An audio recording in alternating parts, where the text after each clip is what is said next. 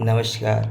संयुक्त राज्य अमेरिका और चीन के बीच दूसरा व्यापार युद्ध अब तक एक नाश्ते की तरह रहा है, न कि एक स्वादिष्ट भोजन की तरह। राष्ट्रपति डोनाल्ड ट्रंप ने पीपुल्स रिपब्लिक के आयात पर 60% या उससे अधिक टैरिफ लगने के बार बार वादे पर अभियान चलाया। हालांकि कार्यालय में उन्होंने अब तक केवल 20% अंकों की वृद्धि की है। बीजिंग ने लक्षित और असममित उपायों के साथ जवाब दिया है। यदि ट्रंप आगे बढ़ते हैं तो चीन के पास चुनने के लिए मसालेदार विकल्पों की एक दावत है। जब सीधे टैरिफ लड़ाई की बात आती है तो चीन की जवाबी कार्रवाई करने की क्षमता सीमित है। दुनिया की दूसरी सबसे बड़ी अर्थव्यवस्था ने पिछले साल संयुक्त राज्य अमेरिका को लगभग 440 बिलियन डॉलर का सामान निर्यात किया है,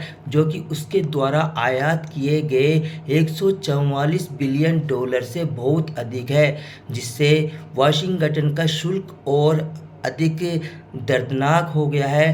बीजिंग में अधिकारियों ने इसके बजाय अमेरिका से आयातित 21 बिलियन डॉलर के बड़े पैमाने पर कृषि उत्पादों पर 10% से 15% तक टैरिफ लगाकर जवाब दिया है। यह व्यापार रोकने के लिए पर्याप्त नहीं है, लेकिन अमेरिकी सोयाबीन किसानों को निचोड़ने के लिए पर्याप्त है, जिन्होंने 2024 में अपने कुल निर्यात का आधा से अधिक हिस्सा चीनी खरीदारों को बेचा।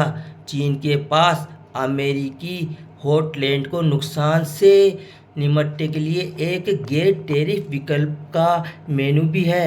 4 मार्च को नवीनतम अमेरिकी टैरिफ लागू होने के बाद चीनी नौकरशाहों ने किसानों के स्वामित्व वाली सहकारी CHS सहित 3 अमेरिकी सोयाबीन कंपनियों के आयात लाइसेंस को इस आधार पर निलंबित कर दिया गया है कि उन्होंने शिपमेंट पर हानिकारक कवक का पता लगाया था। नियामक व्यापार प्रतिबंध भी लगा सकते हैं, जैसे कि उन्होंने हाल ही में अमेरिकी लकड़ी पर लगाया था। जाहिर तौर पर कीटों का पता लगाने के कारण चीन ने अमेरिकी पोर्क और पोल्ट्री निर्यातकों के सीमा शुल्क पंजीकरण को कुछ समय के लिए समाप्त होने दिया है, जबकि सैकड़ों बीफ आपूर्तिकर्ताओं के वे समाप्त के रूप में सूचीबद्ध है।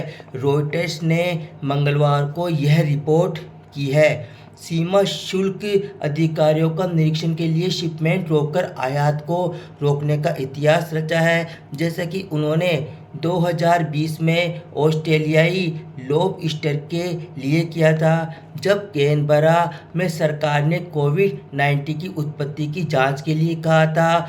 फिर भी जब चीन की 19 ट्रिलियन डॉलर की अर्थव्यवस्था सुस्त विकास से जूझ रही है, जो राष्ट्रपति शी जिनपिंग ऐसे नाटकीय कदमों से सावधान हो सकते हैं जो महत्वपूर्ण निर्यात क्षेत्र के लिए और व्यवधान को आमंत्रित करते हैं। नमस्कार दोस्तों।